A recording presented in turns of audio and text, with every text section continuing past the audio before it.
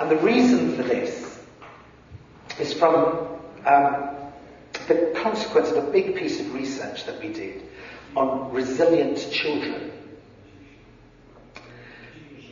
Now, in social services, resilient children is something which is now very debated, because for one child, something horrible can happen to them, and they're fine. And for another child, the same thing happens, and they're completely destroyed. What's the difference between those two children? We did a big literature review in which we studied lots and lots of publications and research papers and other things which have looked at resilient children and what makes a resilient child. And I came across a really interesting paper by a social scientist from New Zealand, which really caught my attention.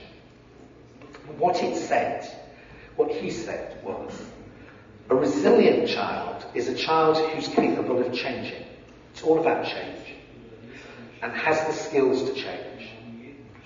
And the things that a resilient child has that helps them change, two qualities. One of which is they know where they're coming from, they're rooted, and secondly, they have the imagination to imagine a different future. And those, to me, are the most important qualities that we need to give young people as they grow up. And I think creativity is right at the heart of it. It's knowing where you come from, so your culture and other people's culture and your immersion in that helps you understand where you're coming from, and the imagination to imagine a different future. And only the arts give you those things.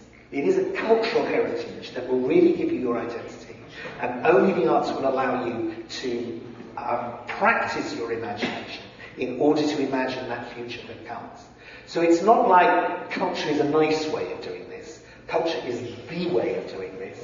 It is the way that will open up for young people the futures that they want, and hopefully for Lublin will end up in creating a future that the young people here want. But it will require both the vision and the education system, which is really going to focus on delivering the skills to the young people that allow them to make that happen. Thank you very much indeed.